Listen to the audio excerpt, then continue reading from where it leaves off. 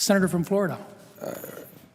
I have some comment, but let me first the parliamentary inquiry about these are the continuing rules of the Senate that have been in existence previous to this time and have carried over into this session. Is that correct? The senator is correct. And the reason why I asked that, Mr. President, is the following. Look, I think we all feel very passionate about the issues before us. I have not been here as long as Senator Leahy, whose service here is quite distinguished in a long period of time, and I truly do understand the passions people bring to this body. I like to think that I too am passionate about the issues before us, and I think this is an important moment. It's late. I doubt very many people are paying attention. I wish they would, though, because I think what's at question here is perhaps one of the very reasons why I ran for this body to begin with. And maybe it's because of my background and where I'm surrounded by people that have lost freedoms in places where they're not allowed to speak. One of the great traditions of our nation is the ability to come forward and have debates. But the founders and the framers and those who established this institution and guided it for over 2 centuries understood that that debate was impossible if, in fact, the matters became of a personal nature. And let me begin by saying that I don't believe that that was necessarily the intention here, although that was perhaps the way it turned out. But I think it's important for us to understand why that matters so much. I want people to think about our politics here today in America, because I'm telling you guys, I don't know of a single nation in the history of the world that's been able to solve its problems when half the people in a country absolutely hate the other half people in that country. This is the most important country in the world. And this body cannot function if people are offending one another, and that's why those rules are in place. I was not here when Secretary Clinton was nominated as a member of this body at the time, but I can tell you that I am just barely old enough to know that some very nasty things have been written and said about Secretary Clinton. And I think the Senate should be very proud that during her nomination to be Secretary of State, despite the fact that I imagine many people were not excited about the fact that she would be Secretary of State, to my recollection, and perhaps I'm incorrect, not a single one of those horrible things that have been written or said about her, some of which actually did accuse her of wrongdoing, were ever uttered on the floor of the Senate. I happen to remember in 2004, when then Senator Kerry ran for president, some pretty strong things were written and said about him. I was here for that vote when he was nominated and confirmed to be Secretary of State, and I don't recall a single statement being written into the record about the things that had been said about him. And I want everybody to understand at the end of the night, this is not a partisan issue. It really is not. I can tell you this with full confidence. If one of my colleagues on this side of the aisle had done that, I would like to think that I would have been one of the people objecting, and here's why. Turn on the news and watch these parliaments around the world where people throw chairs at each other and punches. And ask yourself, how does that make you feel about those countries? Doesn't give you a lot of confidence about those countries. Now, I'm not arguing that we're anywhere near that here tonight, but we're flirting with it. We're flirting with it in this body, and we are flirting with it in this country. We have become a society incapable of having debates anymore. In this country, if you watch the big policy debates that are going on in America, no one ever stops to say, I think you're wrong, I understand your point of view, I get it, you have some valid points, but let me tell you why I think my view is better. I don't hear that anymore. Here's what I hear almost automatically, and let me be fair, from both sides of these debates.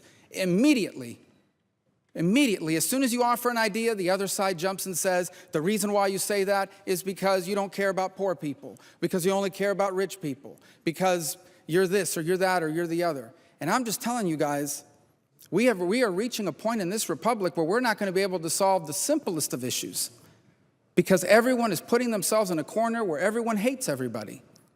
Now, I don't pretend to say that I am not myself from time to time in heated debates outside of this forum, been guilty of perhaps hyperbole, and for those, I'm not proud of it. But I got to tell you, I think what's at stake here tonight and as we debate moving forward is not simply some rule, but the ability of the most important nation on earth to debate in a productive and respectful way the pressing issues before us. And I just hope we understand that because I have tremendous respect for the other chamber, and I understand that it was designed to be different. But one of the reasons why I chose to run for the Senate, and quite frankly to run for re-election, is because I believe that I serve with 99 other men and women who deeply love their country, who have different points of view, who represent men and women who have different views from the men and women that I may represent on a given issue, and who are here to advocate for their points of view, and never impugning their motives. One of the things I take great pride in, and I tell this to people all the time, is the one thing you learn about the Senate is whether you agree with them or not, you understand why every single one of those other 99 people are here. because they're intelligent people, they're smart people, they're hardworking people, they believe in what they're saying, and they articulate it in a very passionate and effective way. And I understand when I see my colleagues stand up and say something I don't agree with, I try to tell myself, look, I don't understand why they stand for that, but I know why they're doing it, because they represent people who believe that. And I am so grateful that God has allowed me to be born and to live and to raise my family in a nation where people with such different points of view are able to debate those things in a way that doesn't lead to war, that doesn't lead to overthrows, that doesn't lead to violence. And you may take that for granted. I'm telling you that right now, all around the world tonight, there are people that if they stood up here and said the things that we say about the president or others in authority, you go to jail. And I'm not saying that's where we're headed as a nation. I'm just saying don't ever take that for granted. And the linchpin of that is this institution. The linchpin of that debate is the ability of this institution, through unlimited debate and the decorum necessary for that debate, to be able to conduct itself in that manner. And so I know that tonight was probably a made-for-TV moment for some people. This has nothing to do with censoring the words of some of the great heroes. I have extraordinary admiration for the men and women who led the civil rights effort in this country. And I am self-conscious enough or understanding to know that many of the things that have been possible for so many people in this country in the 21st century were made possible by the sacrifices and the work of those in that movement that came before us. This has to do with a fundamental reality, and that is that this body cannot carry out its work if it is not able to conduct debates in a way that is respectful of one another, especially those of us who are in this chamber together. And I also understand this, that if the Senate ceases to work, if we reach a point where this institution, given everything else that's going on in politics today, where you are basically allowed to say just about anything, for I have seen over the last year and a half things said about people, about issues, about institutions in our republic that I never thought I would see, ever. Ever.